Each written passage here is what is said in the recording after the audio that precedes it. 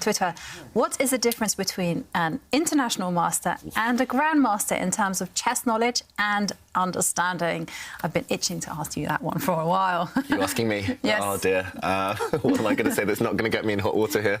Actually, I wouldn't say there's much in terms of chess understanding. I mean, you guys understand the game just as well as me, I think, if not better. Then in terms of knowledge, it's hard to say as well. I mean, I would say my knowledge is okay, but not necessarily better than some IMs out there. And I do think maybe it's just in terms of maybe practicality, making quicker decisions, maybe calculation. And if anything, that's the only difference.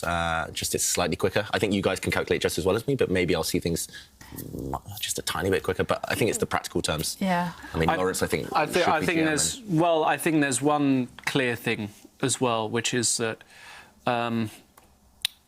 conversion, actually. Conversion of an advantage, yeah.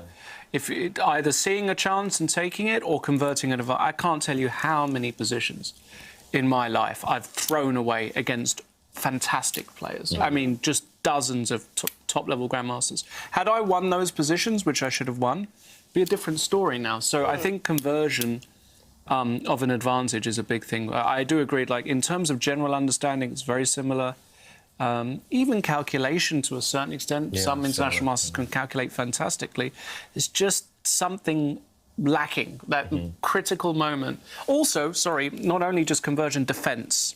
Okay. That's another area that I find grandmasters are much more tenacious defenders in general. Yeah, they don't collapse as quickly.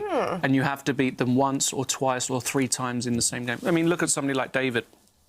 I mean, even I against David, I've had winning positions against David, but he's just been so stubborn, he just won't resign. And I can tell you, if I play players more or less on my level or slightly below me, they collapse a lot quicker and they don't have that resistance. So I think those are 2 key differences. I also noticed one thing, especially when it comes to comparing myself with the grandmasters. They're better at calculation, but also better at focus and using the energy. You know, they're willing to kind of really work everything out over the board, and they give 100%. Meanwhile, I think an international master might give 90% or 80%, and then it gets a little bit low because people get distracted and they're not used to kind of being focused for such a long time. I was watching David, and every single time I watched him play in the Grand Swiss, you know, it was like watching those aliens from Mars Attacks. You know, the brain is just working hard, and you can see that. You almost hear it. Exactly. Meanwhile, if you watched me, you know, you might have seen that maybe 70% of the time, but then maybe you would have caught me wandering around and trying to pick myself up, do some self-talk. So it's also maybe like a personality thing, maybe. Small margins. It's very small margins. And you have to remember also, I mean, and this is true, there are some international masters in the world that are objectively better than other grandmasters that are already grandmasters.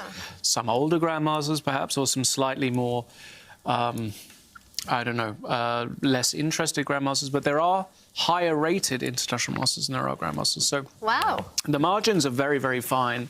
But, of course, when you start to separate between elite grandmasters, like, well, of course, not these two, but just, let's say, David's level or even below David's level, there is a big gulf between somebody of Jovanka's level and them.